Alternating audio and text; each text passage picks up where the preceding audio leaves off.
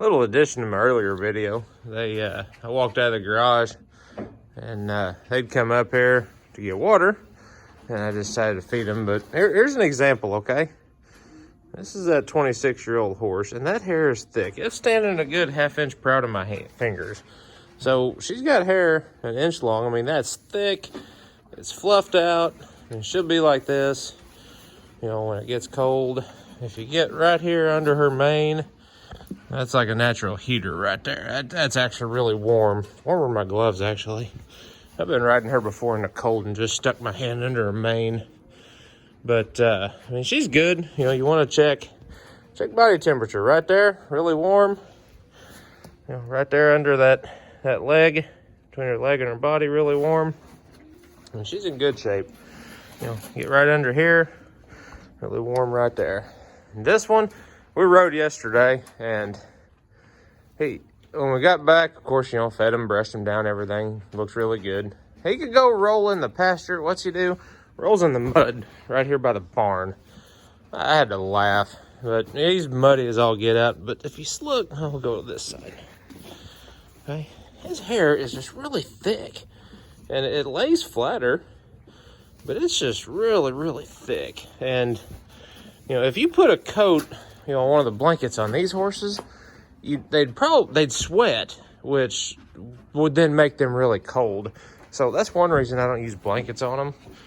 And if I rode them today, you know, I'd make sure they were really good and dry and in the sun. I wouldn't hose him down. In fact, I'll probably brush him down in a minute just to get some of that mud off so his hair will stand better. But, you know, before you go down the road and say, oh my gosh, those horses are out in the cold. Well, those horses probably want to be in the cold. You know, I mean, the other thing, if you do put blankets on horses, they won't grow that coat like that. Not necessarily every horse, but if I put blankets on these horses, you know, they would start shedding hair. And in the meantime, they're also going to be sweating, which you sweat and stuff like this. Anybody that's an outdoorsman knows you're going to be freaking cold fast. So here's another little trick. Turn the camera this way. So I actually gave him some water this morning.